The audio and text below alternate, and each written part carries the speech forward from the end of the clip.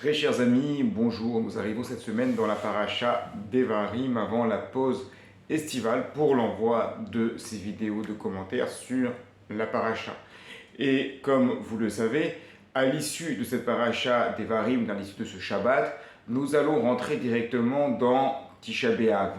Il y a un point commun entre la paracha de Devarim que nous allons lire ce Shabbat et la Megillat Echa, le rouleau des lamentations, qui fait partie des Ketuvim, c'est-à-dire des hagiographes dans le Tanakh, dans la Bible, et que nous allons lire le jour de Tisha B'Av. C'est que le terme de Echa signifie plusieurs choses. Cela peut signifier une lamentation, tout simplement, mais cela peut signifier également c'est-à-dire comment. Dans le sens comment sommes-nous arrivés là. C'est le prophète Jérémie qui parle de la destruction de Jérusalem. Comment on a pu en arriver là alors qu'Akadosh Baruch Hu est là pour nous aider, Hachem est là pour nous soutenir, mais dans notre rapport avec lui, nous sommes allés tellement loin que voilà ce que Hachem a laissé faire. Comment en avons pu arriver là? Mais également dans la paracha d'Evarim, Moshe va dire ce mot Echa. Il va dire au peuple, il s'adresse au peuple d'Israël, il leur dit Echa esa levadi torachem masachem verivechem, comment je pourrais porter tout seul vos charges, vos disputes, comment je peux arriver à gérer cela. Donc c'est donc le point commun entre la paracha d'Evarim avec ce mot Echa prononcé par Moshe Rabbeinu et la Megillat Echa avec ce mot, donc et ce lien entre Jérémie et Moshe Rabbeinu, les deux donc qui ont un rapport conflictuel au peuple, qui à la fois veulent aider les Bnei Israël, veulent les rapprocher d'Akadosh Baruch Hu, mais en même temps sont confrontés à une opposition assez récurrente finalement.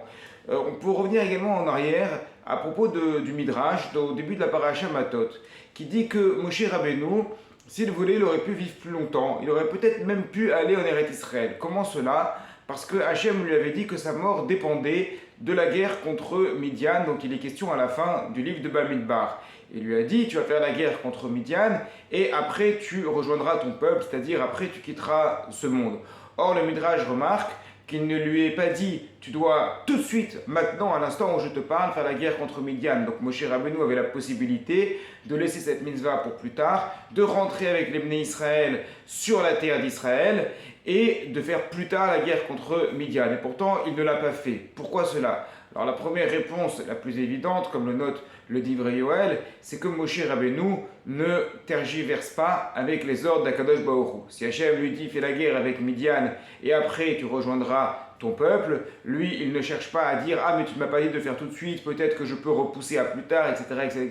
Comme nous-mêmes nous aurions tendance de le faire si nous ne sommes pas dans une stricte obligation. Non, Moshe Rabbeinu, il entend, tu dois faire la guerre contre Midian, et bien, Zerizim Magdimin la mitzvot, ceux qui sont zélés, ils font les mitzvot tout de suite, et Moshe Rabbeinu en fait partie. On peut également proposer une autre explication, et par rapport à ce que nous avons dit sur ce Echa, comment c'est possible, comment on en est arrivé là. C'est qu'au bout d'un moment, il y a une certaine lassitude, que ce soit de la part du prophète Jérémie ou de la part de Moshe Rabbeinu, à force d'expliquer au Ham Israël à longueur de temps que notre paix, notre prospérité dépend de notre rapport à Kadosh Baruch Hu, dépend de nos mitzvot, et que s'il y a des gens qui nous en veulent, s'il y a des gens qui nous attaquent, que ce soit les peuples de Canaan, les Égyptiens, les Babyloniens, ou aujourd'hui encore ceux qui nous veulent du mal, eh bien c'est parce que Kadosh Baruch Hu laisse faire. Mais pourquoi Hachem laisserait-il faire une chose pareille? Peut-être parce que notre rapport avec lui, il n'est pas comme il devrait être. Et à force de répéter cela, et c'est vrai que c'est une réprimande